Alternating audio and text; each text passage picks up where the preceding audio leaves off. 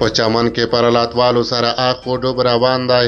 د پولیسو په ګډون 20 تنه نورو ټپیان شوي او 45 کسان نیول شوي دي. سلام ستړي مشئ پام وکړئ د یاران ټي وي یوټیوب چینل څخه تازه او مهم خبر ته.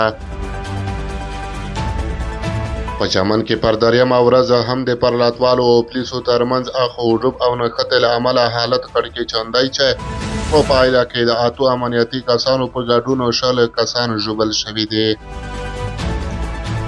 د راپورونو له مخې د دغه 2 ورځو د تاوتریخوالي له امله د ټولو ټپیانو شمېر شاوخوا 80 کسانو ته رسېدلی دی. د پاکستان امنیتي ځواکونو د پرلاتوالو د لاریون په ترڅ کې د عامه او شخصي ملکیتونو ته د زیان رسولو او پر امنیتي چارواکو د برید په تور 45 کسان نیولي دي. له بلې خوا د کویټې او چمن ترمنځ د مسافر وړونکي اورګاډي خدمتونه هم ځنډول شوي دي.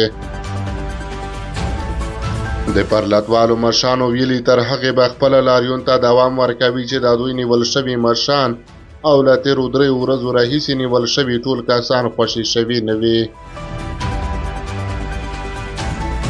د پنجشنبې په ورځ هم په چمن کې د 19 امنیتي چارواکو په ګډون لږ تر لږه 40 کسان د پرلاتوالو او پولیسو په اخ او ډوب کې ټپیان شوي ول. دغه اخ او ډوب وروسته له هغې پیل شوی چې د چهارشنبې په ورځ پاکستاني ځواکونو د چمن پر هغو اعتراض کوونکو برید وکړ چې د چمن کوټې عمومي لار یې په کوګک غره کې د تېرو 2 اونیو راهیسې د هر ډول تګ راتګ لپاره تړلې وه.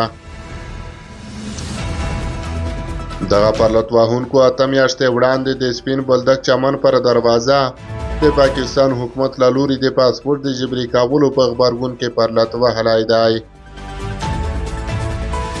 د چمن پر پرلتوالو د برید په غبرګون کې په کوټې ښار کې هم ځایي سیاسي ګوندونو لاریونونه پیل کړي دي.